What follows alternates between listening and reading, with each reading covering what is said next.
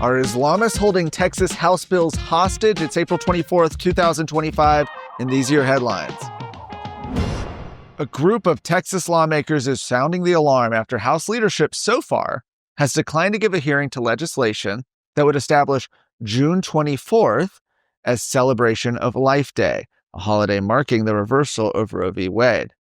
House Bill 911 by Representative Briscoe Cain was referred to the House Committee on Delivery of Government Efficiency, DOGE, which is a pretty counterintuitive place for the bill to be referred.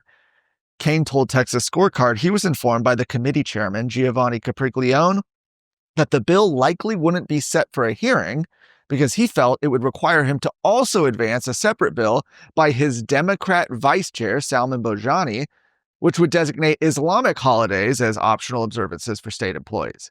Bojani is an outspoken Muslim. A letter signed by 30-plus lawmakers was sent to Capriglione earlier this week requesting a hearing, emphasizing that the bill affirms Texas's pro-life values and deserves public consideration. Meanwhile, a proposal in the Texas Senate is drawing ire from First Amendment advocates who say it could turn Texas into a political police state. Senate Bill 1460 by Senator Donna Campbell would create a statewide ethics violations registry managed by the Texas Ethics Commission.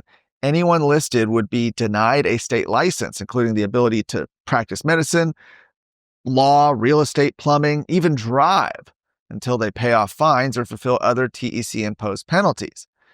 The bill was heard in the Senate Business and Commerce Committee this morning after being posted with less than 24 hours' notice. Senator Campbell defended the bill, saying the intent is to stop corruption and suggesting that those who oppose the bill may be trying to defend unethical behavior.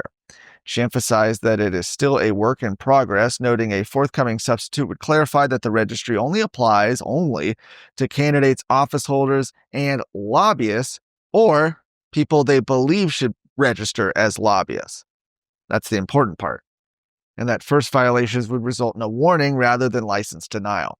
But critics say the bill would give the TEC dangerous power to destroy the livelihoods of Texans engaged in political speech. First Amendment attorney Tony McDonald likened the bill to bringing the Chinese social credit system to Texas, described current TEC enforcement as abusive, and warned the bill would give the agency unilateral power to blacklist citizens from working. The bill remains pending in committee. America is at a crossroads. Now, more than ever, Texas must step up and lead the country. We don't have time to mess around. The only way to save America is with a strong Texas. You and I know this, but so do the enemies of life and liberty. Therefore, you and I have no choice but to stand up and fight. I'm Sarah Gonzalez, and to the enemies of liberty, I say, come and take it.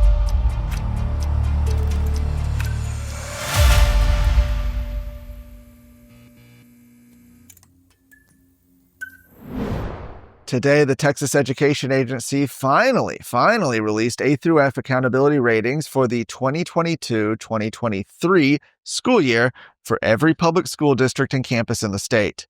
An appeals court ruled earlier this month that the agency could release the long-delayed ratings.